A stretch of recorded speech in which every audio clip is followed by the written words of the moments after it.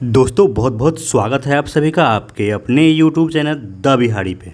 जिन भी साथियों का सिलेक्शन हो गया है उन्हें एक बार फिर से बहुत बहुत बधाई। लेकिन जो अभ्यर्थी कुछ पीछे छूट गए हैं उन्हें अब आगे क्या करना है इसको लेकर के हम लोग बात करेंगे।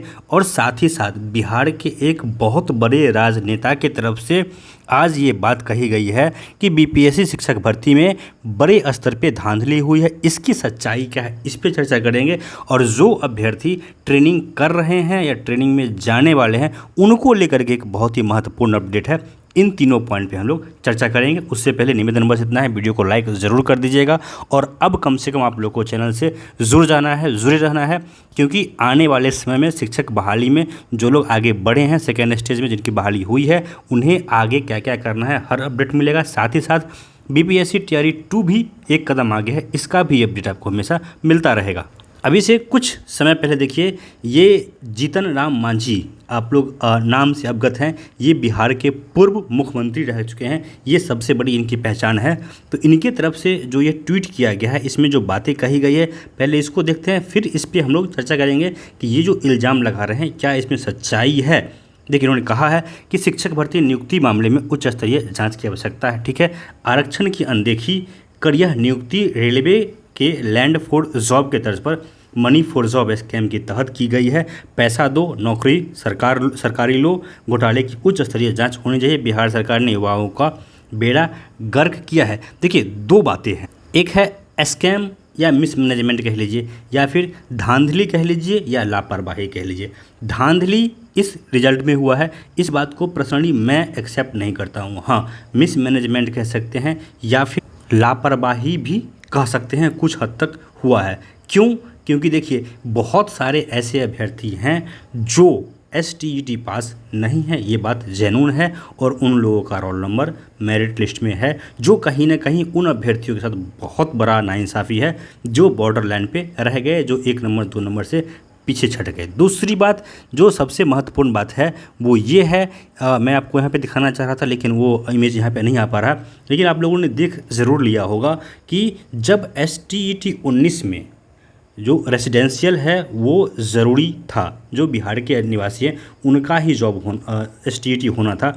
फिर बिहार से बाहर के अभ्यर्थी खास करके माध्यमिक उच्च माध्यमिक में किस तरह से शामिल हो रहे हैं, क्योंकि जो वायरल हो रहा है नियुक्ति पत्र उसमें उत्तर प्रदेश के अभ्यर्थी भी हैं जिन्होंने माध्यमिक या फिर उच्च माध्यमिक में ज्वाइनिंग लेटर प्राप्त किया। तो ये कहीं ना कहीं से एक तरह से ये लापरवाही कह लीजिए या मिसमैनेजमेंट कह लीजिए। अब इसको लेकर के जो लोग बॉर्डर लाइन पे हैं उनको आगे आना पड़ेगा। मैं हमेशा से कहता आया हूँ, ऐसा नहीं कि मेरा अगर रिजल्ट हो गया है तो जिनका नहीं हुआ है उनके साथ नाइंसाफ़ी होता रहेगा और मैं देखूँ, ऐसा बिल्कुल नहीं होना चाहिए। हर किसी की ये जिम्मेदारी बनती है कि जो भी संघर्ष में साथ रहे हैं उनके साथ इंसाफ होना चाहिए। आज अगर मान के चलिए कंप्यूटर साइंस में अगर 1500 से 2000 अभ्यर्थी ऐसे निकल के आते हैं जिनके पास STET का सर्टिफिकेट नहीं है, या फिर ऐसे हैं जिन्होंने 19 के बाद डिग्रियां हासिल की है, तो फिर उन अभ्यर्थियों को समय के साथ कभी न कभी, अभी नहीं तो साल 2 साल के बाद बाहर होना है। आप लोग को अगर मैं याद दिलाऊं तो आप ज़रा इस बात को सोच के देखिए कि जब नियोजन प्रक्रिया चलता था बिहार में तो बहुत सारे अभ्यर्थी हैं, अभी भी हैं, जो गलत तरीके से नियोजित हो गए हैं और 2 साल 4 साल के बाद उन लोगों को बाहर किया जा रहा है। तो कहीं ना कहीं सेम चीज़ BPSC में भी होगा आने वाले समय में। ये 100% होना है कि जो लोग गलत तरीके से रिजल्ट में आ गए हैं और जिन्होंने ज्वाइनिंग ले लिया है गलत तरीके से, आने वाले समय में उन सब लोगों को बाहर किया जाएगा। और हो सकता है कि बिहार सरकार शिक्षा विभाग उनके ऊपर कानूनी कार्रवाई भी करे, लेकिन तब तक जो जेन्युइन कैंडिडेट हैं कहीं ना कहीं उनका हक मारा जाएगा। क्योंकि देखिए आज बंडल में एक एक ज़िले से हज़ारों नियोजित शिक्षकों को बाहर किया जा रहा है। अगर ये लोग समय पे बाहर हो गए होते तो जो योग्य अभ्यर्थी बेरोजगार रह गए उनका कहीं ना कहीं हकमारी नहीं होता। तो ये हकमारी कहीं ना कहीं इन लोगों का हुआ। तो इसको लेकर के जो लोग बॉर्डर लाइन पे हैं उनको आगे आना पड़ेगा, आवाज़ उठाना पड़ेगा, और कहीं ना कहीं उनके साथ जो भी हकमारी हुआ है इस पर ज़रूर चर्चा होनी चाहिए और सरकार को इस पर ध्यान देनी चाहिए। हम भी यही मांग करते हैं। दूसरा महत्वपूर्ण आप लोगों के लिए अपडेट है ट्रेनिंग को लेकर के, जो आप लोगों ने पहले सुना या फिर देखा कि ट्रेनिंग जो होगा 15 दिन का होगा, इसमें बहुत बड़ा अपडेट है। ट्रेनिंग आपका अब सिर्फ 7 दिनों का ही होने वाला है, इस तरह की खबर निकल के आ रही है।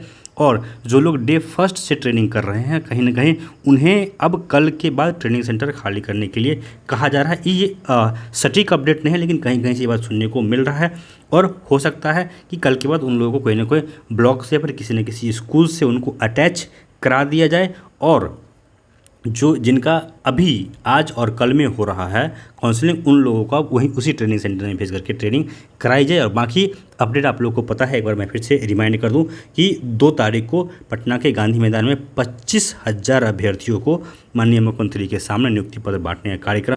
बाकी इसमें जो भी अभ्यर्थी बच जाएंगे उनको उनके ज़िला में ही जिला शिक्षा पदाधिकारी के द्वारा नियुक्ति पत्र बांटा जाएगा। बाकी का कार्यक्रम आप लोग को अच्छे से पता है, लेकिन आप लोग से मैं निवेदन फिर से करूंगा कि वीडियो को आप लोग लाइक करते रहिए। और अब आज से आपको डेली अपडेट मिलता रहेगा, भले बीपीएससी टीआरई 2 हो या फिर जो ये बहाल हुए शिक्षक हैं, इसमें जो भी नया अपडेट आता रहेगा मिलता रहेगा।